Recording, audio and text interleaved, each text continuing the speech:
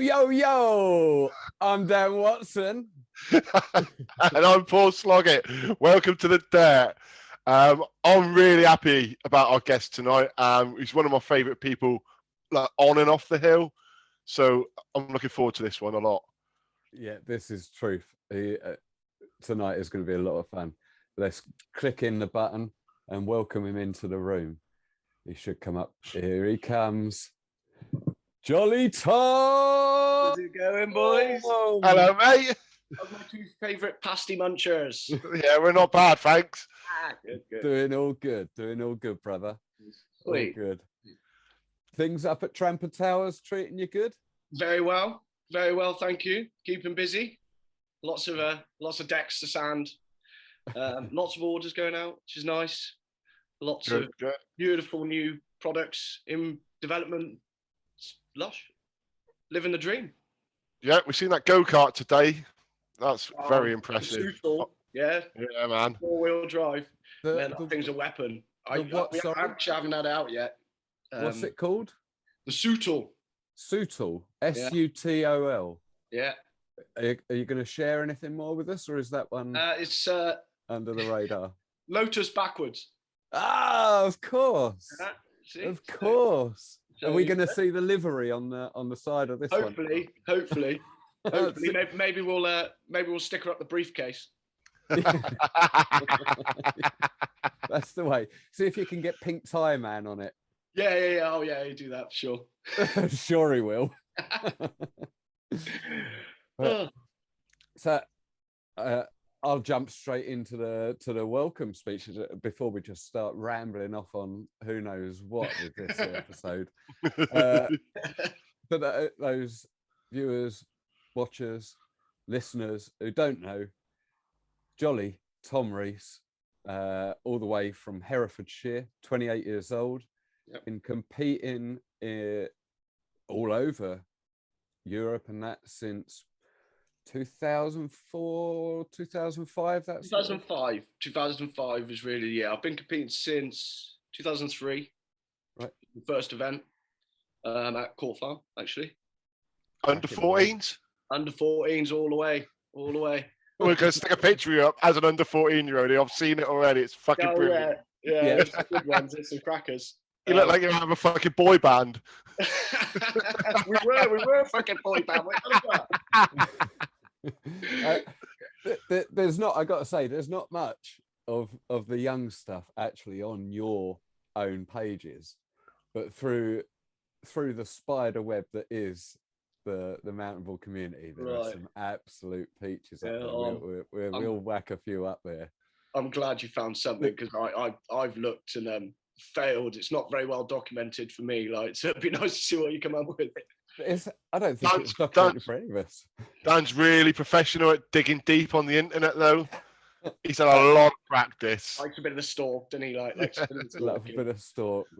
And I know all the inner workings of the dark web as well. Yeah. Oh yeah. And how to erase it off the memory. Yeah. I might need some tips on that, I have to go around weekly to erase his bloody hard drive. The stuff that you find on that, I tell you. I bet. Fucking hell. I wouldn't even want to know. Good job he's your bestie, Sloggs? Well, I just like pets, man. Right. Oh Christ, it's getting dark already.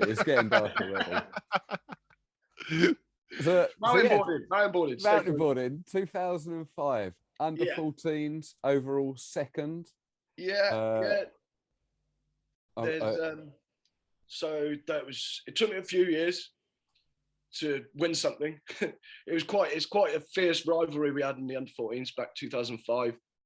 It was a big group. Yeah, man. It was heavy names in there. It was really, really competitive. Probably one of the most competitive, and I'm guessing it was one of the best categories to watch, really, because we were all absolutely in it.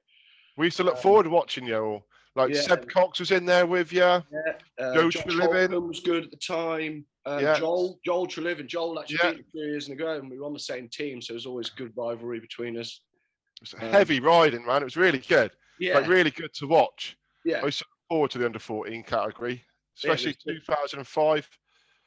It was amazing. That was the year it kind of all clicked for me. So I just come straight out the gate. I think it was Coastal, and just won out of nowhere. I think I even fucking surprised myself. And I qualified, I think it was 16th out of the 300 riders that were there. Yeah. And, you know, that was just wow. You know, Joe Jones come up to me, oh, well, do you want to race in the elite? Do you want to race? No, I'll stick with the under 14s somehow. It was wild time. I think it clicked for all of us at the same time, because, you know, we had guys like Tom and Rennie and Alex Downey really pushing it in the elite then, when we used to get a full elite category. And those are guys we wanted to race with, look up to, you know, we want to be as fast as them. Yeah. So yeah, I think you were well on par for reaching those heights. Even at that age, it was obvious. You know, as with every category, that top 5 of any of the categories just seemed to be one notch above everything else, because it was always, or more often than not, you'd catch those same sort of 5 or 6 names would be the final 4 of any of the categories, wouldn't it? And yeah, very hard to break into that top flight. It eluded me on all bar a couple of occasions. Always sort of be the semi-final man and that. Yeah. but I think, hey ho. Yeah, we were all coming from different places, and it was funny how kind of we'd all got our own separate sort of riding styles. At the time, we were all doing our own training. We were all on training regimes. You don't think about it until you think about the past, and you know, we're all. I mean, I grew up on the hill at Court Farm. Like, I was religious up there. Yeah. And then Joel had his training ground in his back garden. Beautiful track down there. Lots of rollers. Who else? Josh at the time then, 2005, was Team Bad, who was up free riding with Steve and his dad and his brother. Josh Holcomb. Yeah. And obviously Seb. I know his dad. There's the age gap again. Yeah. And then Seb obviously had Ride the Hill down in Reading by him as well. So he was coming from that centre as well. I mean, Court Farm was an absolute peach. Has been a real peach for centre. For people who, if you're looking at the border cross specifically, it just, that black run up there has always from day dot been a full-on course. And if you've got the advantage in a place like that, a home advantage, and know that opening straight and where you're going from, you're definitely in chance. The thing is, we were all so scared of that track. None of us ever actually trained on it until maybe even a week before the event. It was so scary. Still scares me just thinking about it now, you know. I could talk you through the whole track, but I'd probably shit myself just thinking about it. Before I even thought about the second berm, you know what I mean? There was some hellish good racing down there. Really was. I mean, you've only got to look on YouTube and put in Court Farm from back then, and when that track was really, when it was first built, was really gnarly. Really gnarly. And of course, I think that track was there from when I was about, I want to say 13 years old. Yeah. So having that just, you know, a mile away from your house, and even the Orange Run was so much fun. You know, the centre was always well groomed, and especially for border cross, like you say, you know, there was no better place to learn your craft, so to speak. Yeah. But that said, I mean, as well with the freestyle park there, at a good range of different features that you weren't always seeing at other centres at the time. So I think that had a good effect on your riding, certainly with your amplitude of jumping and so on.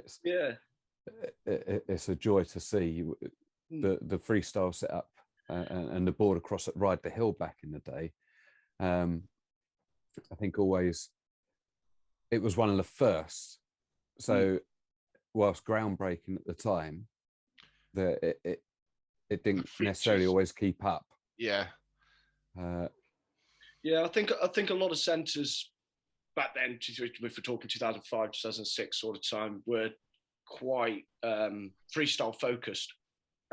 So say like XBP in Surrey had that huge slope style track, all the way down. And had a little bit of a border cross, but everyone was into the freestyle, into the boxes, into the rails that were there. You had the big air there, and then you had the lift back up as well, which was nice. Very nice. Bugs went and built, the biggest jumps he could there. Swanbuck as well. Swanbuck 2005. I know Arno touched on the last time. They went and built the biggest freestyle jumps, in the world. So it was always very freestyle focused to most other centres. Even though Swanbuck actually did have a really, really good border cross. Really, really good. That was one of my favourite tracks of all time. And could be said you got picked up by Tramper earlier on there as well, didn't you? Yeah, man, it's real funny actually. So I think I started mountainboarding maybe 2000, and it was a year of foot and mouth actually. So the East North Classic, remember the Match Track Classic? Yeah. East North Deer Park. So in Millennium 2000, it got swapped to Court Farm because of foot and mouth. All that old pandemic, It seems well off now, doesn't it? We didn't get locked down on that. Me that much. Yeah, it didn't seem to bother me much, that one. Oh, the cows were kicking off about it. Wow. It was a bit of a bother. They wearing masks, were they? Yeah. So started then on a little old scrub. And I remember running up to a Coney Karma, oh my God, oh, fucking it's a Coney. It's Godfather of all terrain, it's me up in Warcraft. And so it's funny actually riding with him now last week, the other week in Serbia, like crazy times, like being that 20 years. And then 2001 was my first event, East North Classic. I'll always remember that one because that was when Sam Nicholas absolutely spanked himself in that bomb hole. I've never seen someone hit the deck so hard with a head. We thought he was dead. Of course, his mother was at that one. She come running over to him and we're like, oh, I don't think she ever come to a bloody event again. After that one. That bomber was savage though, wasn't it? It was. It just spit you out at just the oddest angles and never the same one each time. No matter how many times you rode it, it would just spit you out somewhere else. Yeah, for sure. It was sort of like you had them really sketchy chicane into it. And you thought, I'm slow enough for this. I'm slow. And you're gone, and as soon as you get that. Those are some good times. Those are I doubt very much we're going to be lucky enough to drag up any footage of the bomb hole at East North Park. But definitely not. Suffice to say, I'm sure the Team Bad bloody boat, did that get through the bomb hole? It must have done. Oh God, I remember riding down next to it. Christ, it was a mutant no snow, wasn't it? Of course, it was going to ride over bloody everything.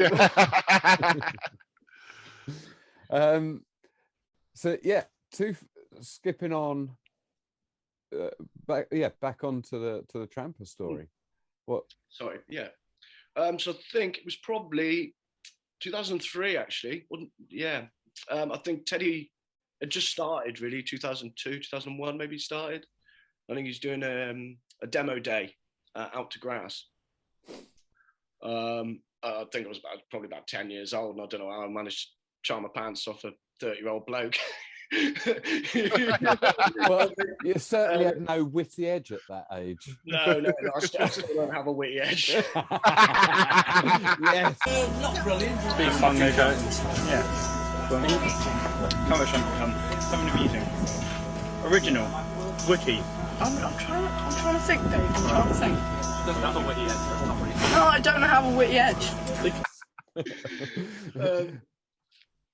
And so I think we turned up the next year, maybe 2004, at Court Farm, and he was there. And obviously, there was the year like Tom and Ollie Morrison were on the team and stuff like that. And I'd just bought literally 3 months ago a brand new no snow to ride.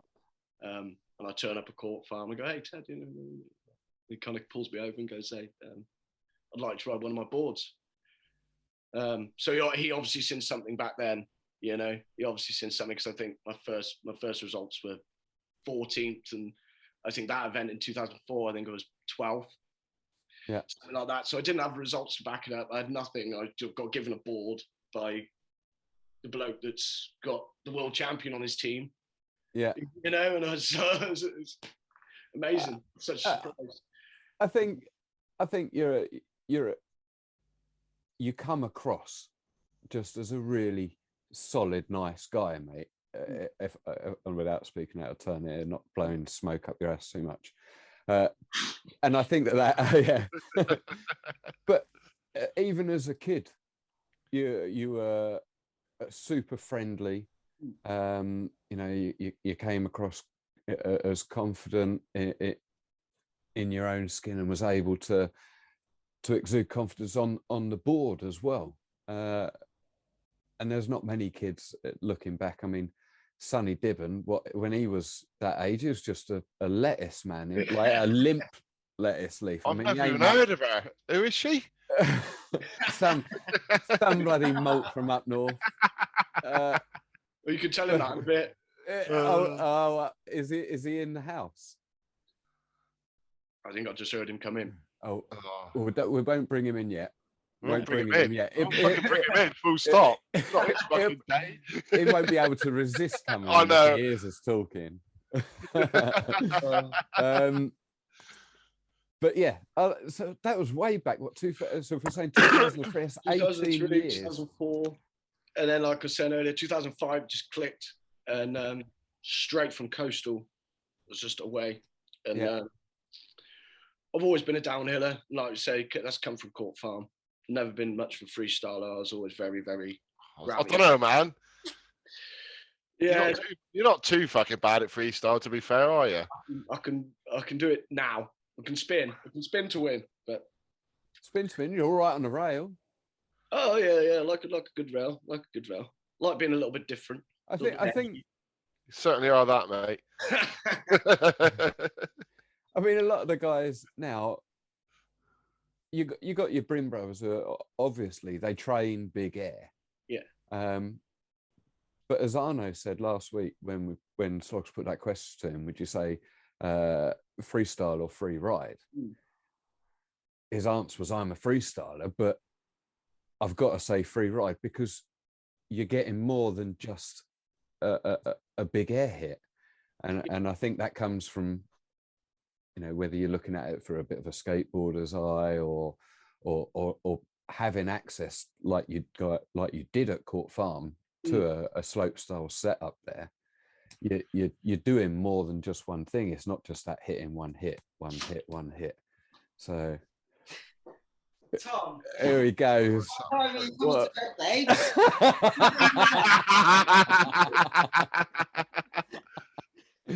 You've been on this podcast all night. Tom, is that your new bird? Is it? Introduce her.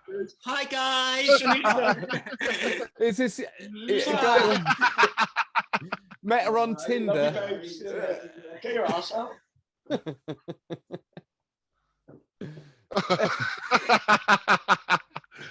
Teaching. I told you to be about that. Tell him to get upstairs and warm your bed up. You'll be up there in a bit. That and everything, didn't he? Yeah, I knew he wouldn't resist. No, I knew he wouldn't be able to resist. Wait. So yeah. 2000. Let's go 2007. Yeah, 2007. Under 18 downhill champion, as he said, is a downhiller. That was kind of the pinnacle for me. I was proper on form that year. There was going to be no stopping me at all. Absolutely no stopping me because Joel obviously had a big rivalry with Joel, and he was under 14s for the year. Then he still had an extra year. He was a year younger. But yeah, just rinsed it. There was a year that it really, really got washed out proper the whole year. I think they only run 3 events out of the 6. And maybe I think the run? Court Farm run. That was the first event. Honestly, Hairdown got rained off. I don't think we were at Swanbuck for the Worlds. Was it that year? Yeah. And then I can't remember the one in between. But that got washed out as well. And what was it? The Edge. The Edge was the final. Yeah. So I remember Court Farm was the one that was the first win. And I remember being stood up top of the hill, and my dad comes over and goes, just fucking hang about. Just fucking hang out the gates. Just that extra half second. Just give it your chicken wings or something. So I think it was in with Leicester, Jake Goggin, and Joe Dixon, like three of the best racers, you know, I've ever raced against. Jake was just an absolute animal, huge mountain of a man. Joe has always been so good. I grew up with Joe, you know, grew up looking up to Joe and wanting to do what he could do on a board, you know. And Leicester always snuck in there somehow, like, you know, it was one of them greasy buggers, like, you know. Yeah, he certainly was. And he could rip. Yeah, and I remember just them like piling out the fucking gate. I'll come out, fucking get a few chicken wings, last place, and they all went clusterfuck straight over the first berm. Very easy win. I cut the nice inside line. I think I managed to break Joe's fingers in the process, run over his fingers, and it was just an easy cruise down from there. It was I owe my dad for that one. Like, you know, that was 1-0 for that season in the bank. Yeah. And then I can't remember the second event. I think it might have been Swanback. I think that was the year I front flipped over the roller berm and almost broke my back in the semi-final. Oh, Jesus. That was hell of a course, that was, like, Christ. And then the last one was the Edge. Now, there is actually some footage somewhere, and I cut Joe up again on the most amazing inside line. He just wasn't expecting it. I just had him out the first turn, bang, turned it on, and straight through on that second berm on the inside. There's no stopping me. There's just, and the two wins gave me the title off of like a half season. Yeah. I'll always remember that. It was just the best, most on form I've ever been. Most on form. I've only just realised 2007. I wouldn't have been at any of the events. I would have been living it up in the Alps. Yeah. So obviously my knowledge from 2007 through to mid-teens is kind of lacking on the competition scene. But were you still competing then, Sloggs? I don't know. I did. There was a couple seasons where I could only make one or two because of like working at the centre, and like you just can't give up like a Saturday, or, like a weekend when you got the centre. Yeah. So I did miss a lot of stuff. There was a few years where I managed to do a few, but I don't know about 2007. It don't ring any bells, but to be fair, nowadays not a lot of things ring a bell. Yeah.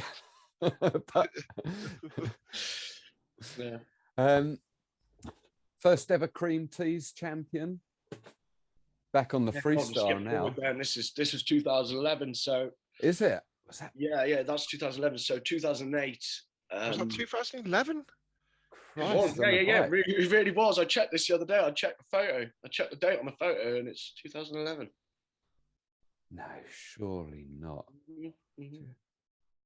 You can get that photo up because that's the only competition. That's the only freestyle. Yeah, but was that if was that photo dated on Facebook? Like, has that been put up after the event, years after? Maybe 2010. Maybe 2010. 2010 right. Rings more of a bell.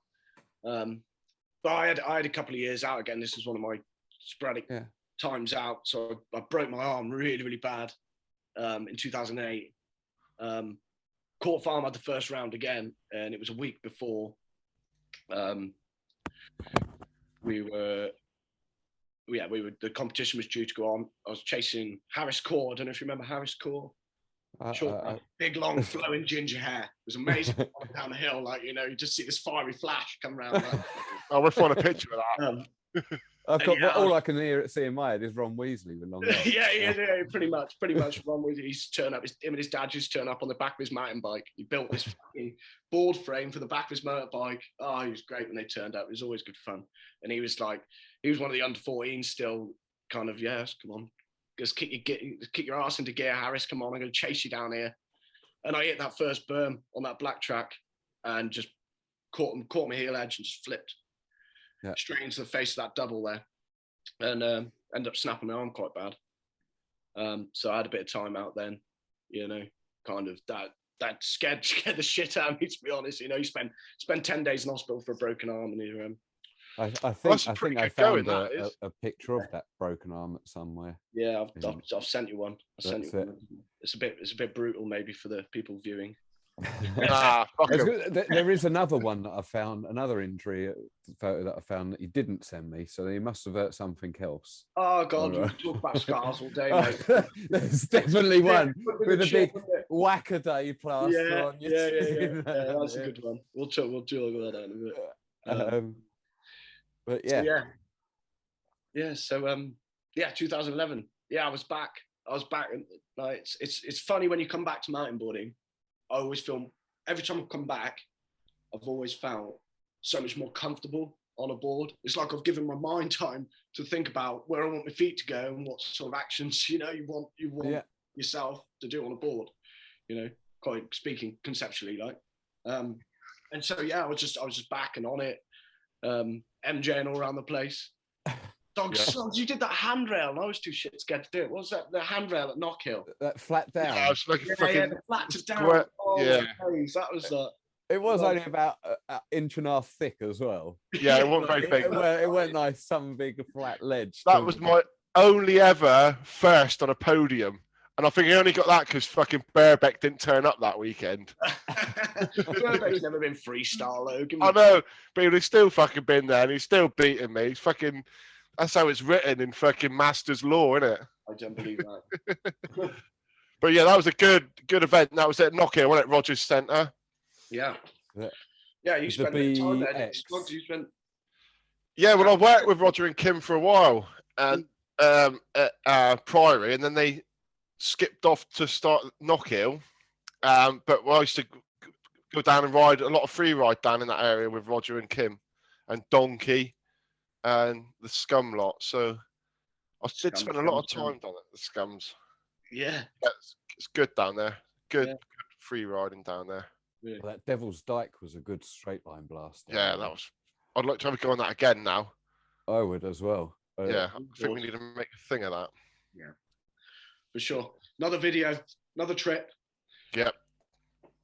Not quite too many mountains. We'll give you guys a break on this one, right? We won't work you so hard. You know what I mean? I don't mind it. You got to earn them terms, Tom. I'm gonna earn what? You got to earn them turns. Earn them turns. Yeah, I suppose. I'll give you that one. You definitely fucking earned them, hiking up them bloody hills. I found it hard enough without me bloody board. So, crikey, BFC, cream teas and jam. Yeah. I think, well, I helped him build that, the board across there in its first instance, that, like I say, the BX with the Bumblebee rollers planted in and God knows what other, because am I right in thinking it was, although those bits he salvaged from somewhere, there was a ski centre nearby, wasn't there? Was it all built?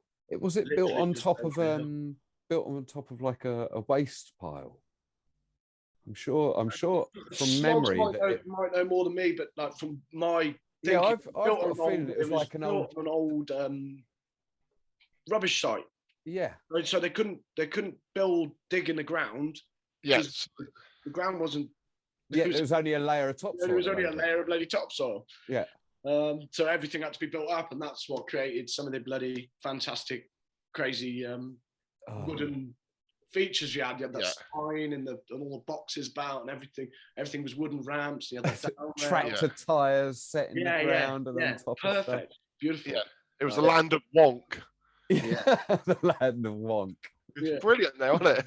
It was fucking fantastic. It reminds me like your Tony Hawk's American Wasteland. If there was ever like a centre, you know, that was your Tony Hawk's, your PlayStation game, like American Wasteland, that was it. That was it. It was like a redneck centre, wasn't it? It was fucking awesome. It was more like something from the deep south. Yeah. Yeah. It was in the deep south. What are you chatting about? The deep south coast. Yeah. My mum wouldn't let me have a mullet back then, like so. You had some hair though. Jeez, I did have some hair lighting back in a few of them. Yeah, I did have some hair. You've still got hair, youth. Don't worry about that. Look at Yes, this. you know. Nicolas Cage, man, going full on. Ain't nothing wrong with Nicky Cage, boy. Ghost No. Rider. Your turn, Sloggs. I'm not saying fuck all. I've got a full head of hair, thanks. Have you got something on your? I can see something on your slippers down there. Oh, no, I don't think you can. You got slippers on you. There, look, just down there. Have a look. Have I gone down low enough? That's it. Yeah, we're full on Hair Island. Yeah, all right, and Screaming Skull.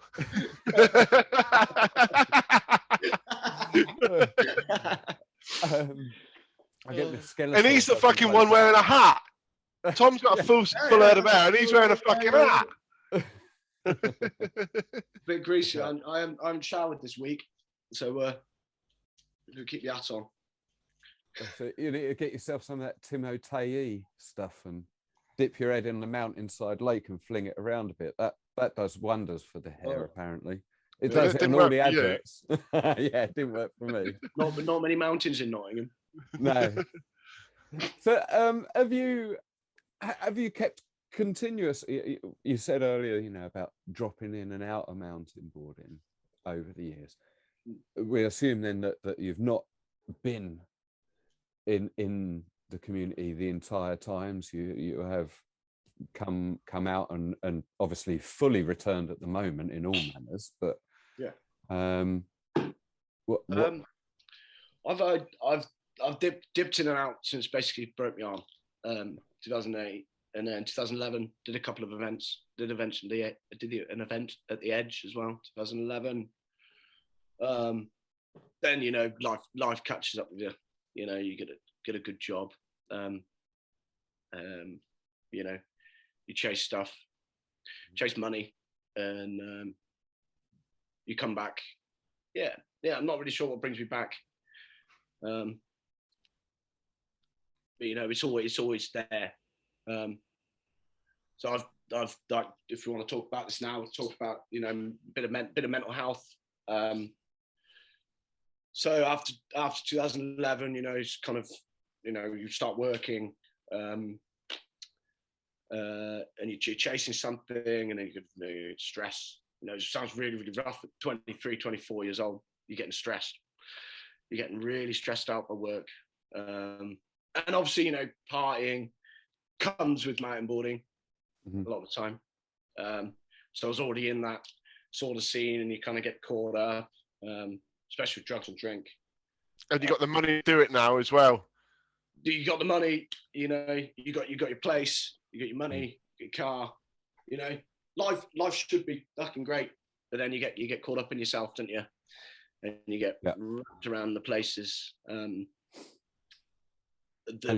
where you're staying, where you are, and you sort of when it starts getting too much, then maybe your real passions get sort of left by the wayside, and you're going, all right, well, this is my passion now, sitting in doing drugs. So getting drunk, partying.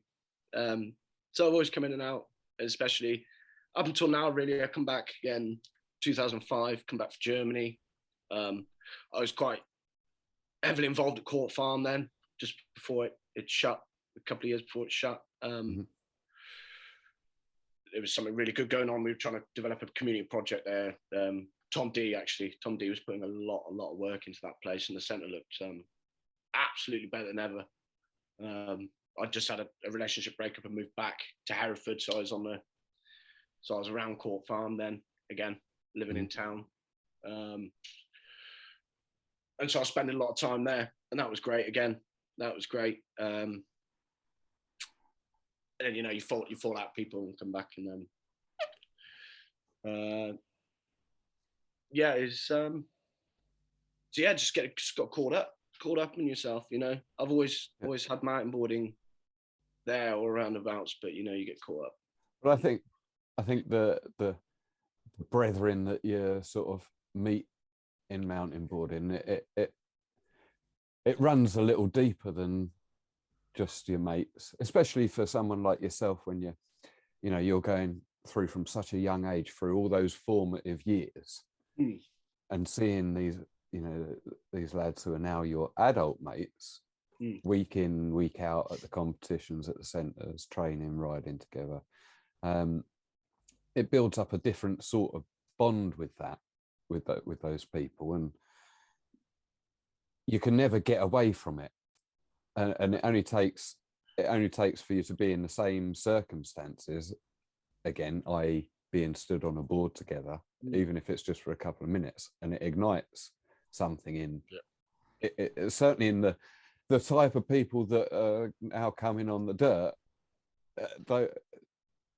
There's something else inside of us that lives and breathes and kicks, and no matter how long you're away from it or what you're going through, you can get on a board and be back in that moment of joy. You can see that, and even without being on the board, just being with those people sparks those dopamines and endorphins that you feel from when you were a kid, and that, you know, and reignites it all. And I think, you know, you mentioned your mental health and bits a minute ago, but I think personally, mountain boarding has just absolutely brought me back from the edge a number of times over the years, as does all board sports. Snowboarding specifically, I'm thinking of, really does it for me. When I'm active in those, and standing sideways for a given amount of time, you're out of your everyday problems, for those bits. And if you're sharing that moment with other people, and you know they're going through that same, you know, letting off steam release, then, you know, it's a kinship that it runs deep. Completely. It's the escape you need, you know, wholeheartedly. If I hadn't moved up to Tramper back in March, I don't think I'd be here now.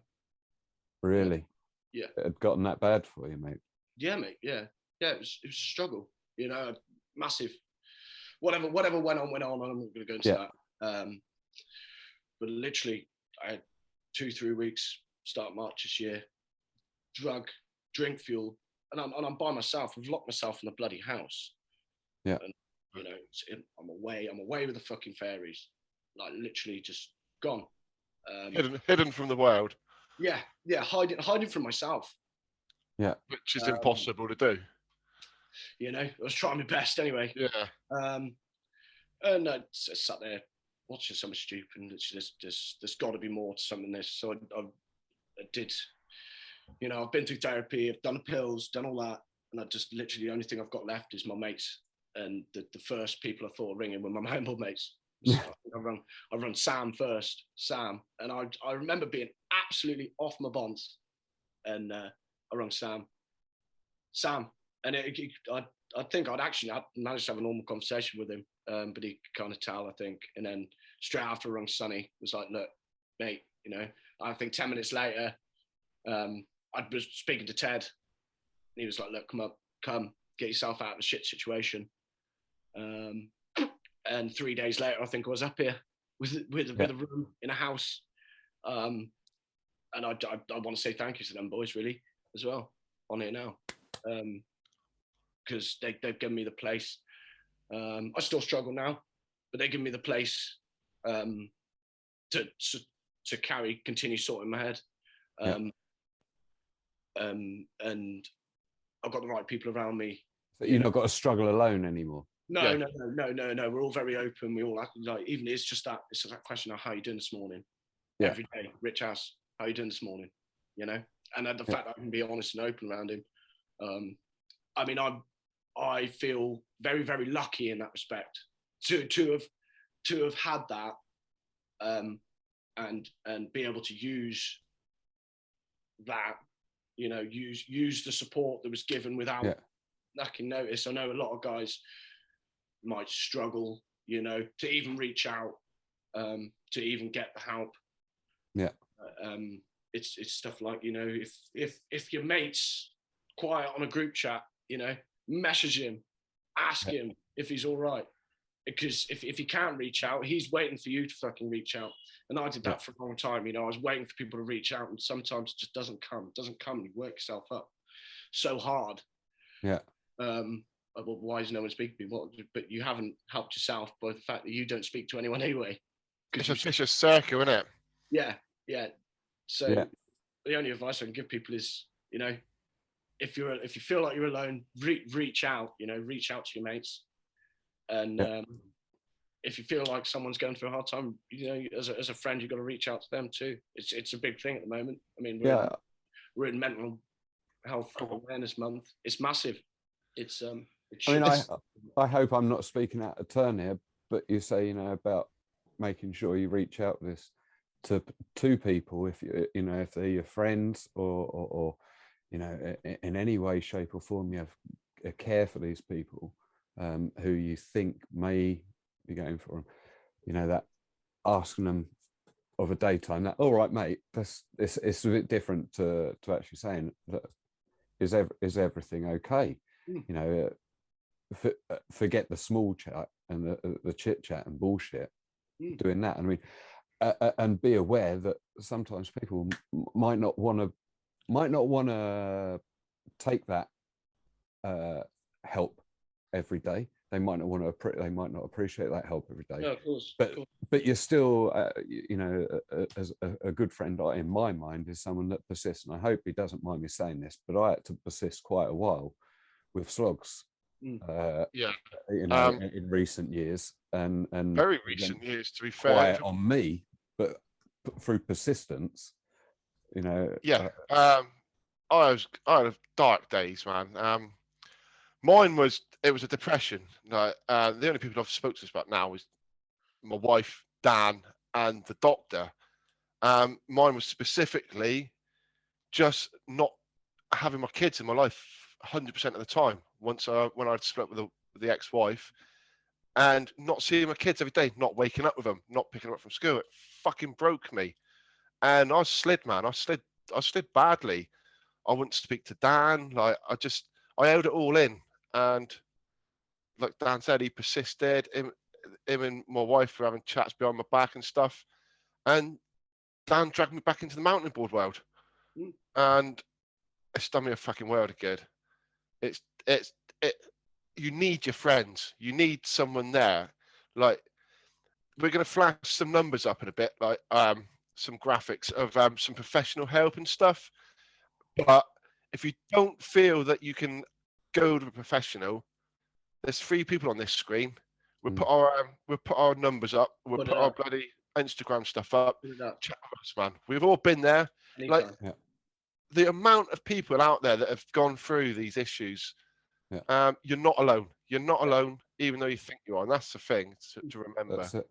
And that was my point with it. You know, I've had these people in the community now that I reached out to, that dragged me out of a shit place. They put up with me in my shit place for months and months and months. I'm probably still going through it, you know. But it's having that community, that mountainboard community, your friends around you, and the fact you can escape on your board, you know. The outlet. With the electric stuff now, you know, you can escape for fucking 3 hours. Yeah. You know, this do a is 25-mile ride, you stick your headphones in, go do 25 mile, and literally carefree. And I know as soon as I jump on that board or anything, like everything in my head goes. It just cleanses you, doesn't it? Yeah, for sure. For sure. And it just makes it even better that you can, you know, I work with my friends and I've got my friends around me, and probably the closest to bloody professional rider now you can get. And that's what I do for a living. So I get, like, just being in that situation, I feel very privileged, kind of knowing how I was and how I was getting. Yeah. And that's the thing. You've got to look at what you've got now and keep that at the forefront, haven't you?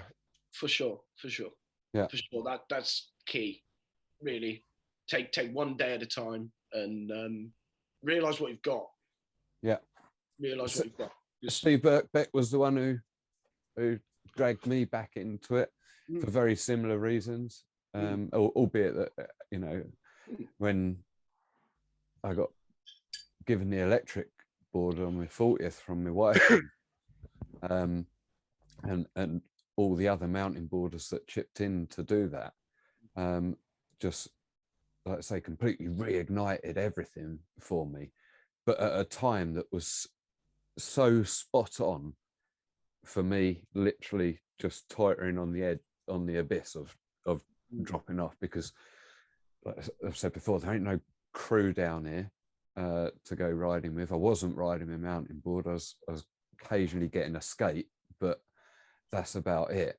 And to have that ability, especially as you say with the electric, if it's charged, you can be out the door in 5 minutes. And I think there's a lad on Carve called Mark Hybrids. He's just released a video talking about his mental health and how riding has helped him. Now, and this is a guy that hasn't got the 15, 20 years previous experience of mountain boarding like we have. He's only discovered it in the last year or so. So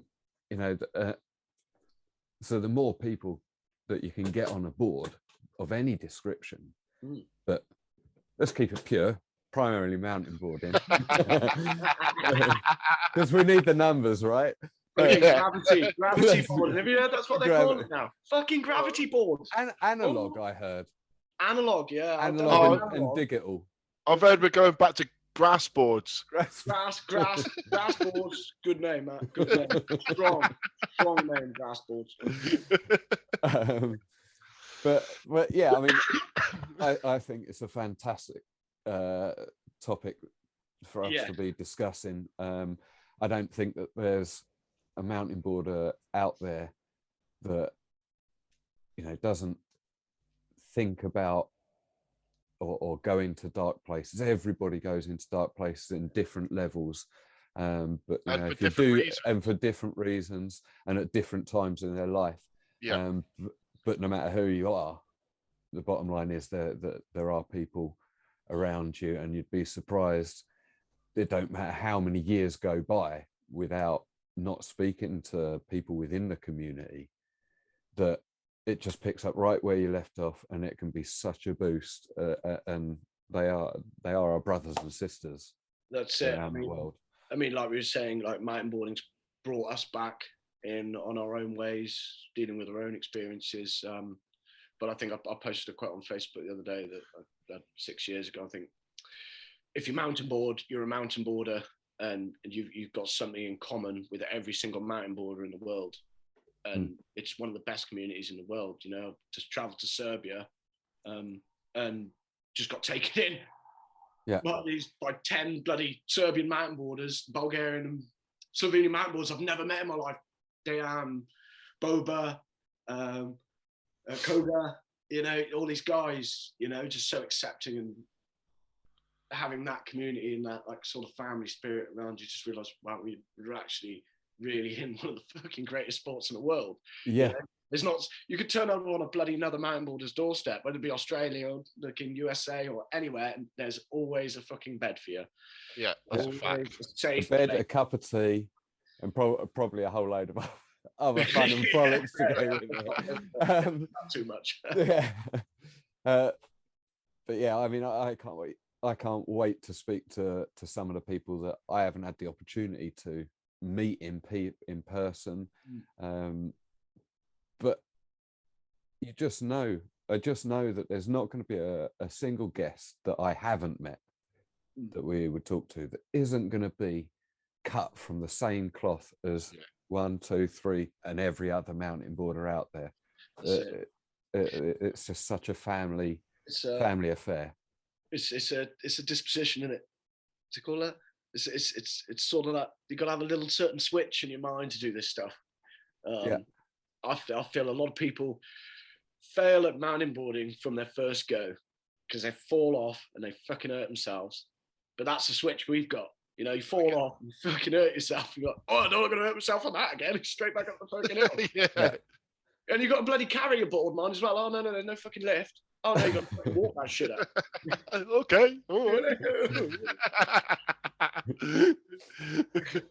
Maybe we're all just a bit dull and we don't think about it that much. There might be that. Look at the size of the hill. Let's walk up it. No brakes, no brakes. Oh, good. Look, man. But you got brakes now, though. Got brakes now. Yeah, with the e-boards. Yeah. Are you riding as much gravity boarding as you were, or are you? No, not at all. What's your sort of? You almost flinched then when he said gravity boarding.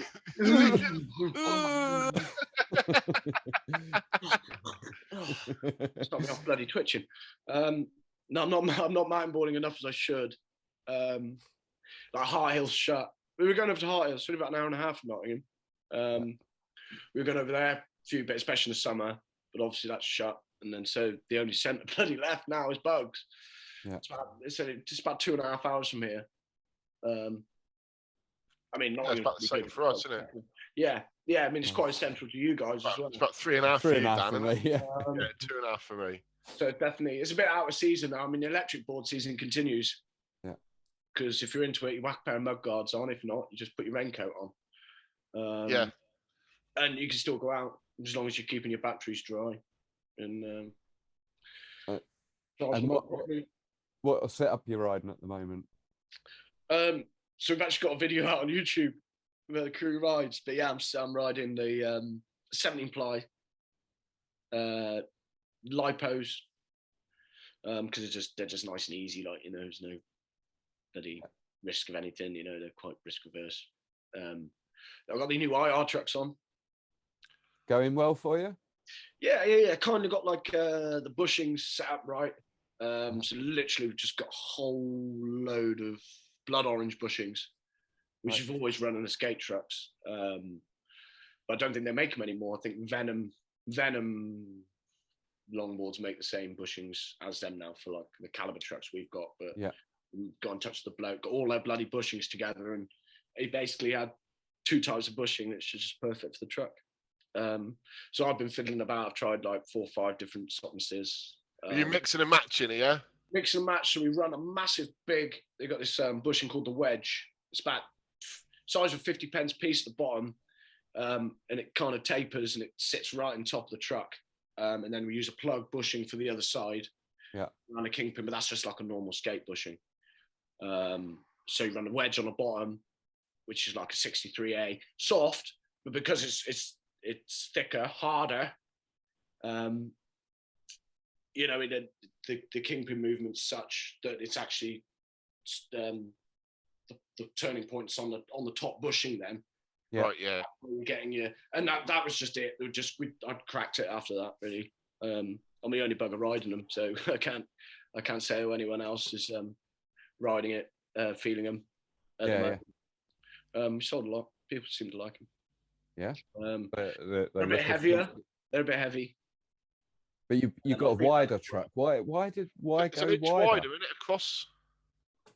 Yeah, to be honest, you'll have to ask Frank about that. But I mean, I love them. They're stable. They're like, it's getting. I feel like they're more of a street truck. Like they're perfect for if you're a street boarder. You know, you want a skate style truck. Yeah. Jumping them is fair enough. If you cane into a jump hard enough, you're going to fly. Yeah, you know, it's science. Yeah. Are they going to be all right? Good for like the go-kart tracks then? Yeah. Supreme. I took him. Where did we go last? Jeff Bond organised the event in Aylesbury, wasn't it? That's right. Yeah.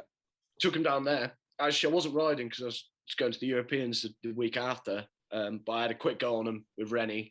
And of course, first lap, I fall off and bent the kingpins, run it straight in the wall. But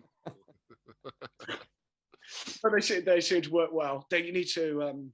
There's a lot more throttle on. They're not a sort of a throttle off, take it steady truck. They work better because that width. Yeah. They work better when you're on throttle. Yeah. When you're on throttle and trusting the grip in the tires. And then it all just becomes about tyre choice anyway. Doesn't matter what truck you ride. I think tyre choice is more key to everything now. I definitely in the electric world. Everything needs to be based on what tires you're running and riding. You know, Yeah. It opens up so much. I mean, we're developing a go-kart. I don't know. I follow a lot of Formula One, watching the sort of stuff that goes in to that, and saying, well, why can't we sort of do some of these things and take them over to the mountain boards? Because hey, it's exactly the same thing. It's just we stand on it instead of sitting it. Yeah. Well, I was going to say, when it comes to things like go-kart tracks on the electrics, there's got to be a thought of the profile change being, rather than being a rounded profile like you would if you was riding any other terrain, dirt, woodland, whatever. But if you're on a predominantly flat, smooth surface, you're going to want a flat, smooth profile like a go-kart tire or a one wheel or an F1. Yeah. Because especially if you're riding a type of truck like those IRs, where it's going to allow you to get maximum lean without getting wheel lift. I think there's going to be a lot of choices coming out. That was really, really good. So we've had one set of these Primo Power Plays, slick tire, rib slick tire. We've had them in there for ages, and they're like an 8.5-inch tire. So we're all a bit at work. We can kind of get a bit snobbish about what we ride. You know, it's got to have a cool board. So it's just a set of 8.5 Power Plays sitting there, and Eamon's like, oh, I'm going to take them bloody tires. She stuck him on some fat lads, and he took them. I've never seen anyone ride a go-kart truck like that. You know, you've got to think about the heat you're going to push into these tires, like when you're flat out and you're riding. As long as you trust your grip and are confident enough to know where your center of gravity is and be able to shift your body weight enough around the turns, you know. It's not like riding your motorbike then, you know. You've got to get your lean right. Yeah. Eamon just killed it on them. Killed it. And then those slick tires are coming done. I'll bring you a set at some point. Well, I don't. Yeah, maybe I'll have to go on somebody's board. Are you coming on to Steve's? Yeah. I think we're all going to get down. I think we're trying to get some numbers together for Steve. That's the 12th, isn't it? 11th. No. Oh, fuck off. It is the 12th. That's right, I got my PA next. Yeah, bring some of them tires down there. We'll have a look over them. Sure. I haven't. You can try these trucks too. I've got to say, I've been waiting to get this. We're supposed to have had that Jeff Bond Adrenaline Alley, and that's been cancelled. So I was like, I've got a set of the new mud plugger rates that I'm waiting to put on. But there's no point in me putting them on just before going to a go-kart track. No, they are strictly dirt. Oh god.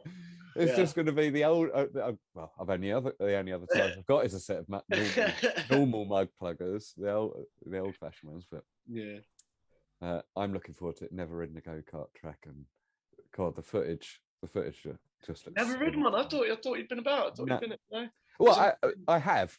Tell a lie, I have, but I've only ridden when we was in lockdown. I went and jumped the fences down at the local go-kart track here when it was all shut down. And that's like tarmac, isn't it? Rather than like the indoor super smooth concrete that you've been riding. This is like a tarmac one. Yeah, which is a lot of fun. I got to admit. Oh yeah, it's something else. It's another discipline that it is discipline. That is like. So, hey, how long have we all been electric mountainboarding now? You know, how long has it been about? I mean, the last time I was up at Tramp was 4 years ago. And that was when I'm really still in development. You know, our vest was still in development. And then, like I said, went away and I've come back now. And it's pretty refined product now, you know. And now there's the scope for working out, hey, what disciplines do we actually want to do? You know, I didn't go to EBIT, but, you know, that was good. You know, you had the Grand Prix, 4-man racing on a short track. They had a bit of a time trial. Yeah. I think they had the racing as well. And obviously there's like go-kart discipline. You know, there is that tarmac track discipline. And I'm still waiting for a proper enduro event to happen. You know, point to point, 5-10 mile, boom, off you go. There's your country park. You got these checkpoints. Oh, more than that, mate. More than that. Oh yeah, you could do it. It could go on. Like, it could go on as battery sizes. Carry another battery pack. You know, you can do 37 kilometers. You know, I was into straight across, you could do a straight across Dartmoor on two battery packs. Yeah, one side to the other. You make it like a bloody ultra marathon. You know, you do 37 kilometers the first day, and 25 the next. You've got to make sure both your bloody batteries last. And you carry all your fucking kit on your back. Here's your map, boys. Here's your map. That's where you got to get to. That's where you got to get to. Hit this checkpoint, that checkpoint. The rest is up to you. Yeah. Why not? Why not? There's so much scope. There's so much still to do. You know, there's a lot. Yeah. There's a lot still to do. Even, you know, you're talking about PEVs and stuff now. Someone needs to start writing the bloody rules for the road. This shit. You know, it's so much. When you think about it, it's so much to do. Yeah. But the community's still so small. You know, you need to. You know, it still needs to grow. Still needs to be expanded. Well, especially the electric mountainboarding. It's kind of a niche within a niche already, isn't it? Like, and the purists haven't quite been convinced. I think, or not all of the purists have been convinced yet, but I think they're on their way. Well, no. You got to leave them. It's fine.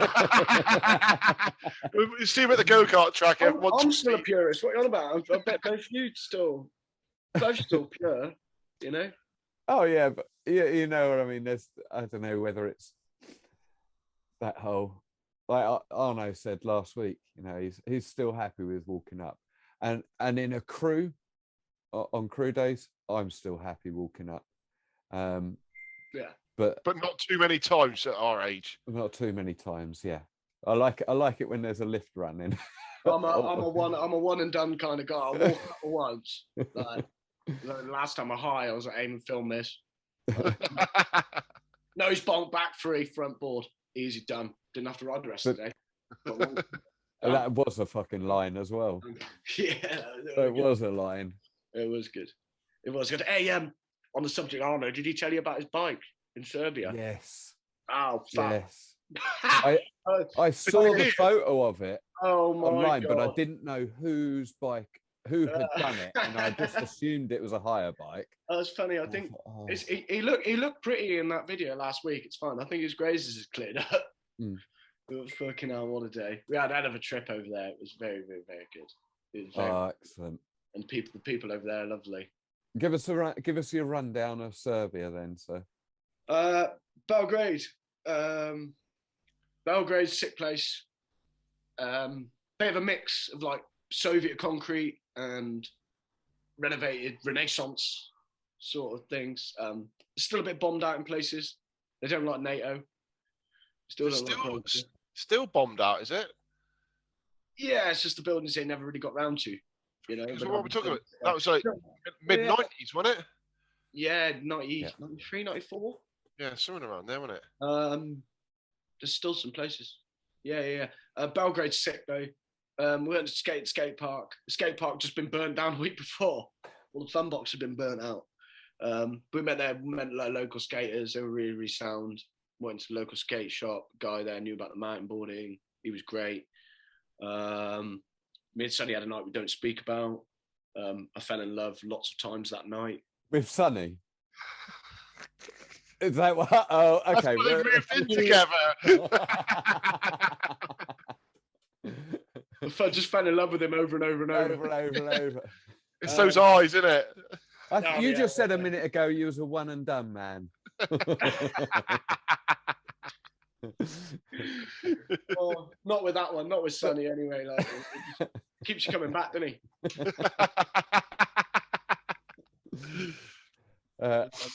Yeah, and then so we got the bus then. So there's no railway apparently through Serbia. Apparently the Chinese have done their side, but they're still waiting for the Russians to get to them. So we had to catch a bus. It's just fucking savage. We got there. We got picked up by Peter, his sound chap. got a mini ramp in his back garden and shit. He was real keen. The hostel's wicked. It's right by the fortress. Of course, we met Arno and Coney and Cody are there. Nicky's there. So it's all the boys together. And then James come and joined us on a Friday. It's just a really good time. So the event got rained off a couple of days. And then the track finally dried out on the Sunday. It's such an amazing track. You boys would absolutely love it. Yeah, Arno said that last week. If it's there next year, really do honestly think about making this a one trip of your year. I'm there. We've already agreed to it. Yeah, because the guys out there, Boba is fantastic. The stuff he's doing out there, he's trying to promote this with all the little kids. He owns all the land that the track's on. I mean, the track's bloody 800 meters long, mate. You've never ridden anything like it. Comparable to sort of Green Man length. Yeah. That's the only track that comes close, I think, to really speed if it was dry enough, and gnarliness and length. There's just amazing food, cheap, and amazing people. You can't get no better than that. And amazing riding. I mean, there's a reason why that track is the world downhill track. And as a downhiller, I can look at it and go, this is fucking I mean, it's not, but it's great because it's not intimidating. It looks nice and wide and fast, pretty well groomed for the most parts. Yeah. I mean, they're very, very keen on like putting new features in. I think Arno was with me, and Arno were up one night piss talking. And he said, well, they want to have features in here. They want to have features in there. Bob was pointing out we want to add features. No, don't add anything there. You're bloody too quick. Here we go, fucking 40 mile an hour and do a bloody double. Unless you're going to be a double bloody 20-foot gap. And I don't think the world's ready for that yet. Or just 30 foot high to take some of the speed out before you get to the just big old spine. Got me straight. Beautiful place. This is up in the mountains. And like I was saying, I hired the bikes one day. I felt really bad. Got fucking $3,000 bloody, fucking 10 grand bike. Of course, no deposit, no money down, nothing. And it's just twat out on these bikes. And of course, I said, let's go to the downhill track. So they start, oh yeah, we've got a downhill track. And fucking, how'd it go? We were jumping about this downhill track, and then we went a bit further. And Arno ends up, fucking hell, I've never seen it. Like, oh yeah, let's have a jump about. Found a little whippy sort of hip thing. So we whip these bikes over the stairs, and Arno's in front of me. I've never seen someone just like look and not turn. He looked straight at the fucking tree and rode straight into the fucking tree. They got fixation. This fucking thing folded like a bloody, what's one of them? Concertina. Yeah. Accordion. Obviously, just folded this fucking bike, and we're like, oh shit. And then he picks himself up off the floor, and he's got fucking gravel rash all up his face from the bloody bark on the tree. And that was just kind of the start of it, because I think James had popped 4 tyres by then, on his hardtail. And then we were about 50 kilometres in. We started to do the 50 kilometres back, and all our bikes were dead. Oh, no. So they're fucking lugging this fucking 40-kilo bike up. Oh, fucking had to cycle it all the way back, bloody 50 kilometres. We only meant to be out for 2 hours. I think we were out for 10. It was brilliant. We got the old proper Serbian workout, proper. They were fucking testing us. They were like, see if them boys are working on it. If you don't bring a bait, you'll end up chopped up into 1,000 pieces, fed to the pigs somewhere. Nah, it wasn't that bad, mate. No, it wasn't that bad. It was very well looked after, actually. Yeah, it wasn't Cornwall. No. They weren't going to bloody shoot you down some tin mine, were they? Turn you into a pasty. Yeah. Beware the man who works for a pasty company. Old Sweeney Todd.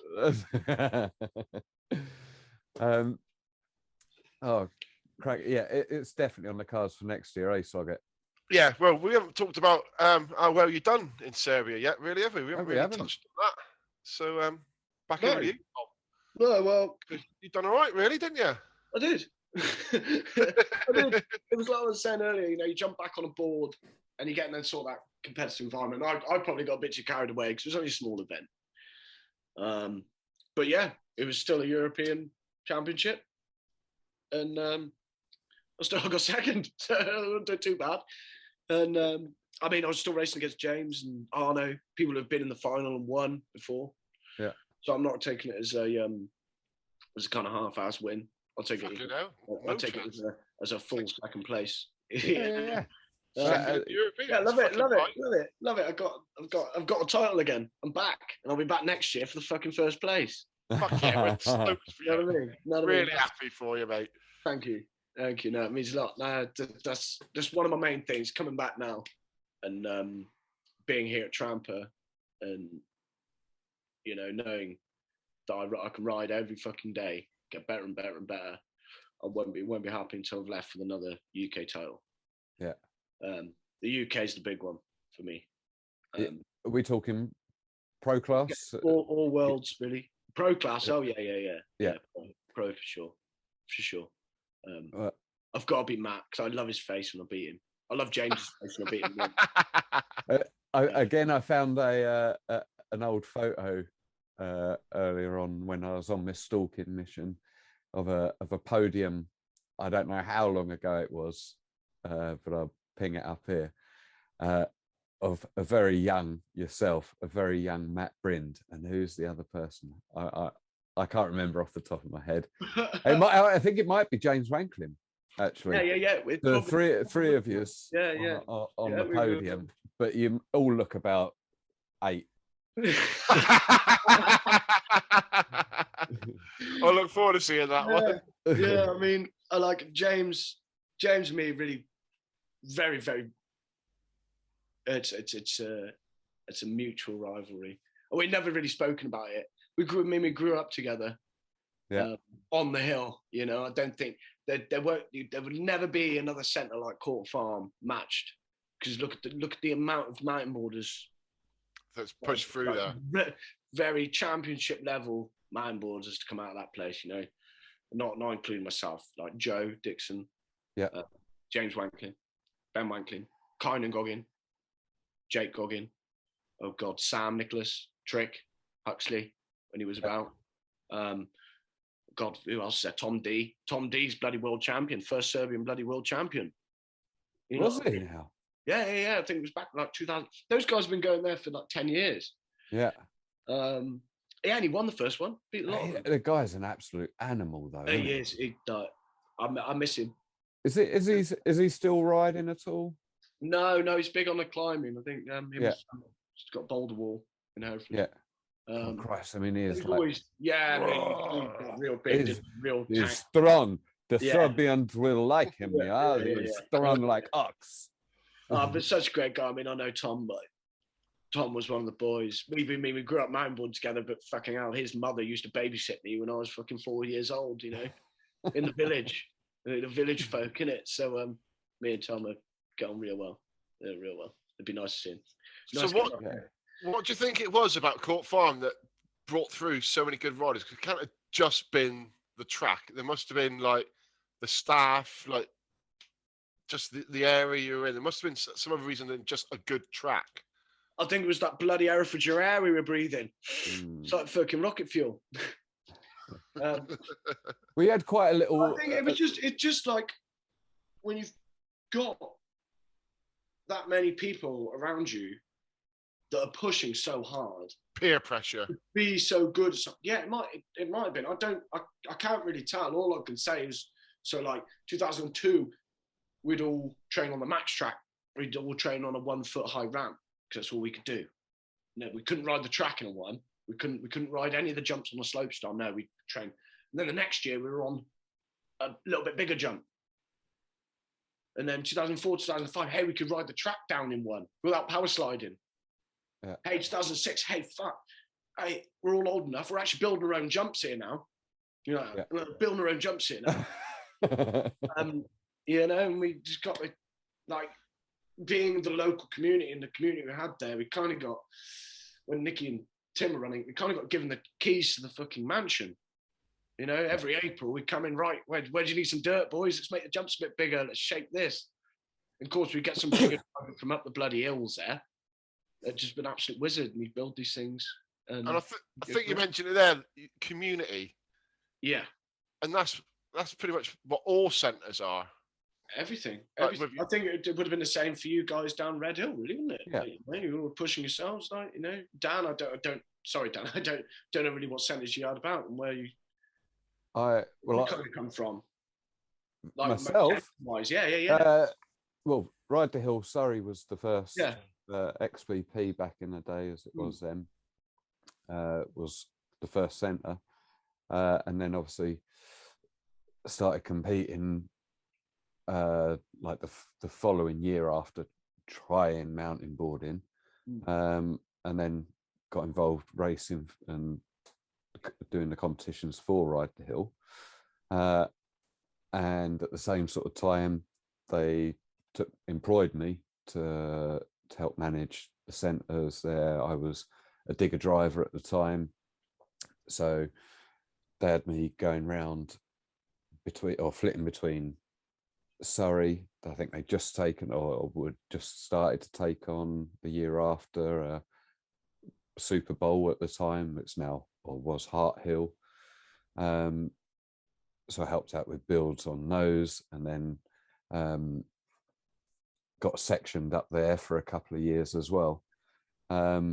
But during that time, I was obviously on the competition scene, but I was doing general dog's body for Ride the Hill with Steve Birkbeck and so on. So did a few other little builds around the country.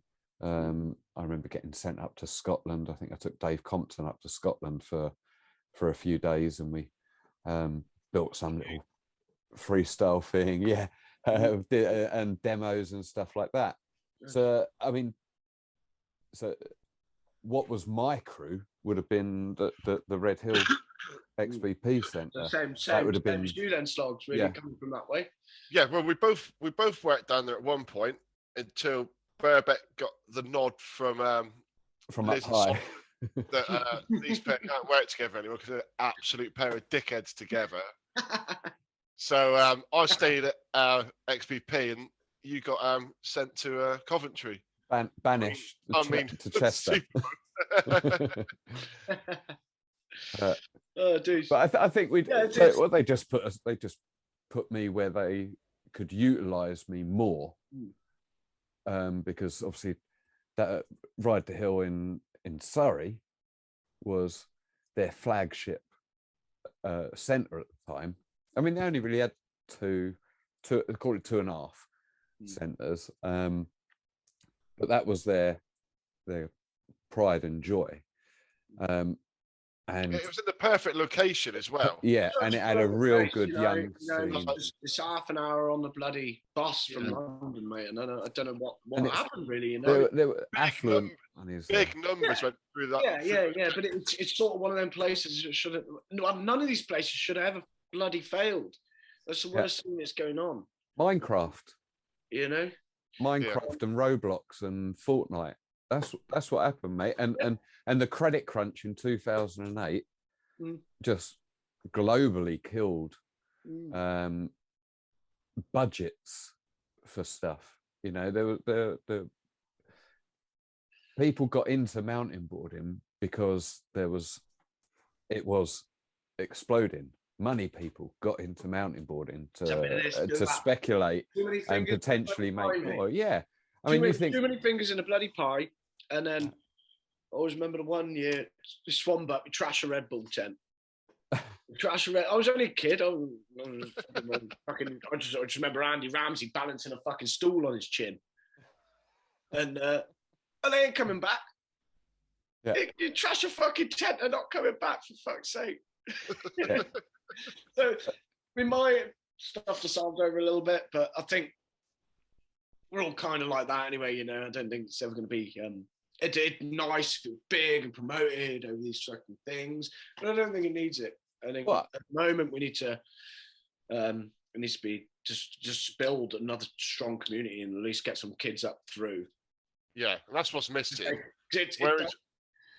that's the worst thing for me, knowing that I've come from, you know, the under 14s where we had 4 riders in the under 14s. You know, it was such massive, and now everyone that was in the under 14s with me was a fucking master. And you're going, fuck.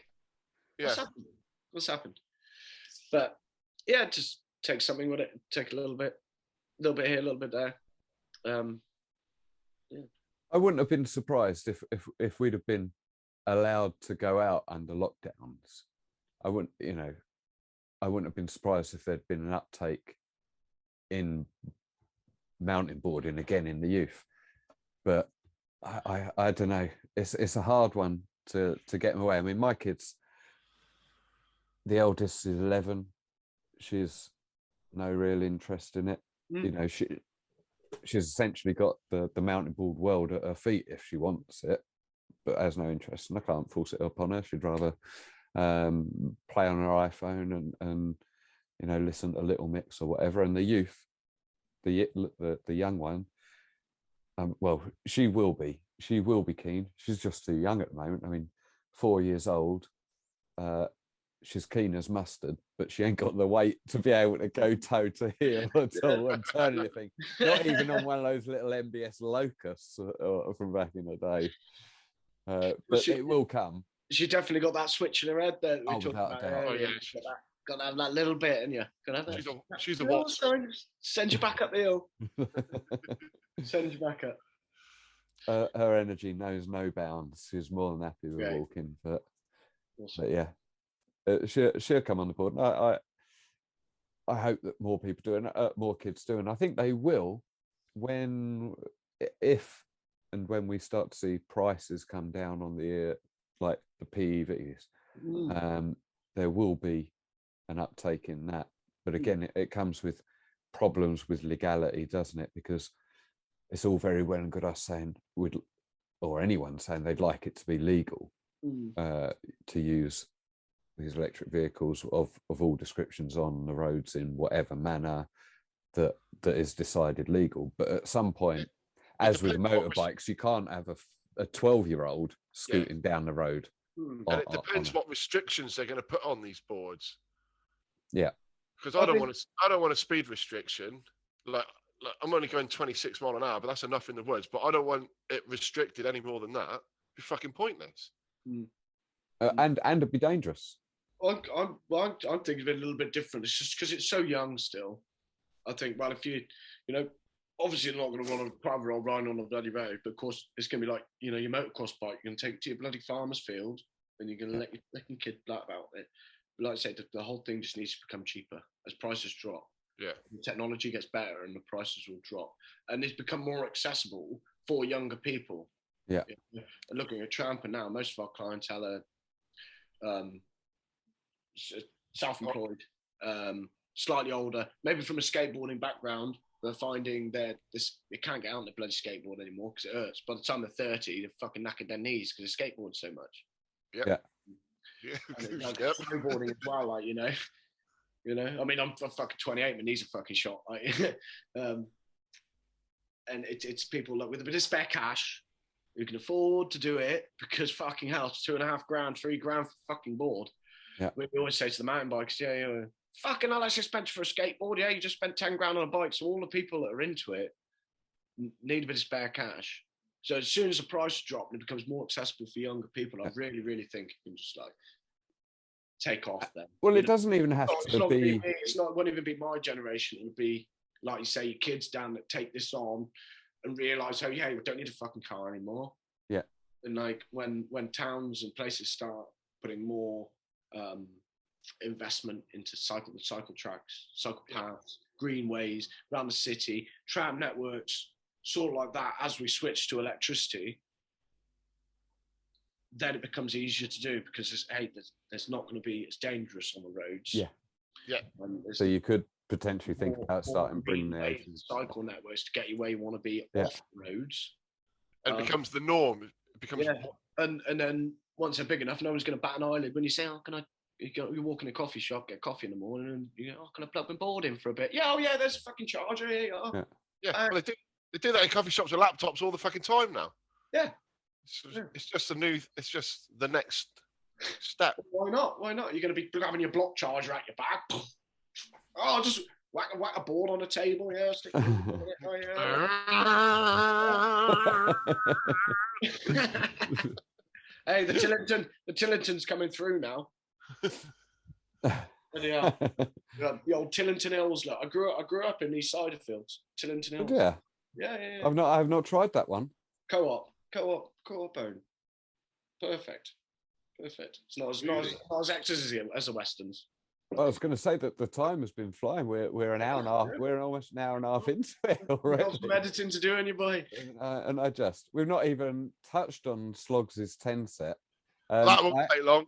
Right, well, do you want to do? I don't know. I don't mind. Well, I was going to say, it's been fucking pleasurable, boys.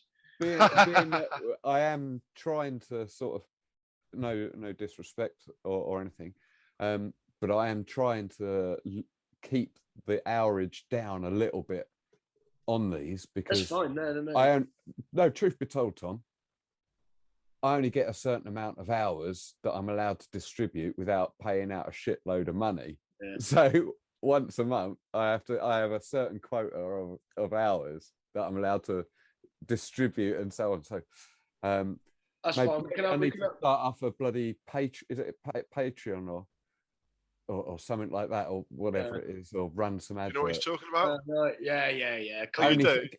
I do as well. Maybe you can, if you could transfer Sloggs' OnlyFans account funds into the Dirt, then we'd be. Oh yeah, I can do that. I can do that right now, Sloggs. Yeah. He is fucking minted off of that. Yeah, that's fine, man. Yeah. Let's do it. Okay. I've got 2 OnlyFans. I've only got the 2, yeah. Two bands. I'm talking about the feet, the one with the feet. Yeah, that's not a very good dollar maker. It's a shame. You'd think it would be, because the face is no fucking money maker.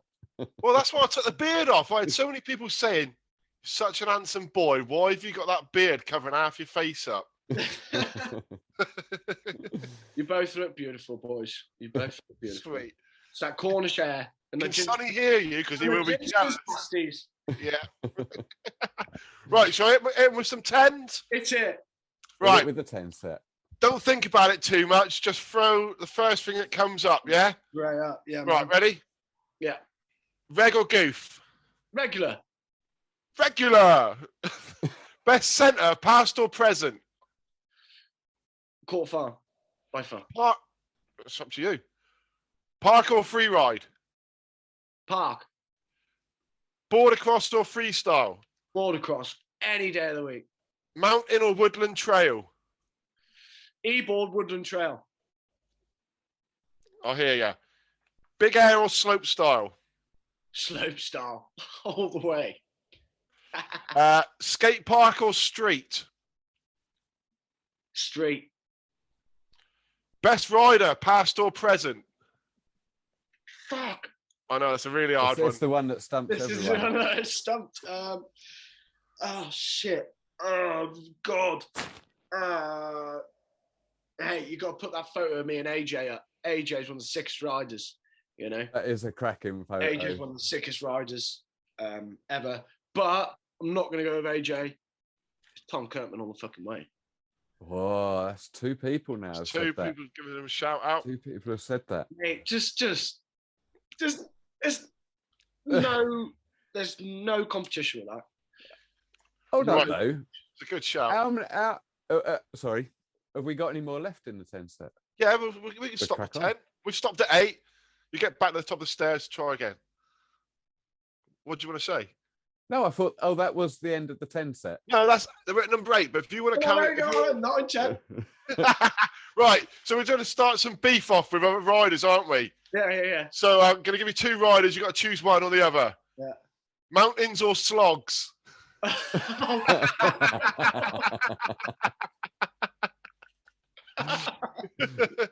on the spot as Fucking well. harsh as fuck, I know. Fuck. Who gives the best hand jobs? That's what you got to think of. Well. Right, we'll let you go with that one. That's fucking harsh, man.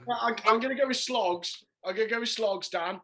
But it's only because I got him and his missus, fucking sex pants, up on the wall. Have you got them off? On the desk. I'm reminded every day. Oh, just smell it. Are they just favour? I did have a good fucking sniff and all. Like they are nose level. Like send us a picture of Sloggs' sex pants. I will. I'll put them up right now. They were the ones I wore to Rocky Horror Picture Show. And they definitely haven't been washed since. Has it still got tramp written on the bottom of them? I put tramper on them just with a bit of tape. I don't know. But yeah. You probably pulled that on the notice board. You have to send us a picture of that.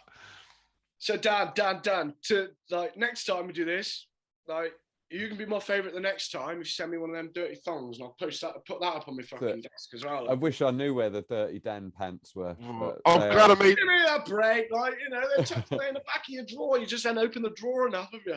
Look, if I find someone somewhere to find another set of those damn pants, I'm buying 10 of them. Because I got them up in London at a market. Yeah. And I think he's like the Dan in question was a famous Portuguese pop singer. I'm sure it was some shit like that. Just like that. Yeah. The front. But I've lost them about 3 times over my ownership of them for 6 months, couple of years, and they've always found their way back to me. But this last lost, they've got. It seems like they've gone forever. I've not seen them in over a decade now. So, but has it been that long? It feels like it. It's got to be. Oh, I feel for your loss, man. Yeah. Still hurts. Right, we got one more question. Right, you're going to choose where me and Dan are riding next. So I'm going to throw 2 place names to you that you've never heard of before. Yeah. Pole dice or cardinum? Are these the same ones you gave Arno? No, one of them's the same. Pole what? Or pole dice. Yeah. Or cardinum. Cardinum. Pole dice or cardinum.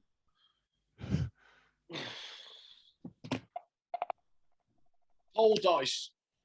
There you go, Dan. It's taken 3 weeks to get there. Bit dicey. Cheers, Tom. Yeah, that's on Dan's doorstep, that is. Feels like you rub a few poles. Perfect. Right. That's a cracking spot, that one. You boys will like that on the Leckies. There's a shitload of well built gap jumps and drop offs and wicked mountain bike trails, all in the heart of Red Roof mining territory. It's old mining, like slag heaps and stuff. Slag heaps. Natural man-made lake that's all got loads of different coloured, because of the metal content of the ground. They're like blues and reds. But it's a really cool place. Don't you really think cool. that's one of the best things about these e-boards that's ever going to come out of it? Come from mountainboarding, it's opened up so much space. Yeah, everything is open now. Like you just said then, Dan, everyone's got their own pole dance. Yeah. The pole dance. Everyone's got pole dance. It is now. Everyone's got their own little spot where they go, wow, it's fucking beautiful. Because I moved from the Malvern Hills, and the Malvern Hills are fucking beautiful, mate. It'd be like 10, 15 mile right over the top, and then all the way fucking round. And like when you're up at the top of the beacons, you've got to go to bloody Bavaria to get a taller hill. Yeah. So you just see east forever and ever and ever. Everyone's got these places, and it just makes it so much more accessible.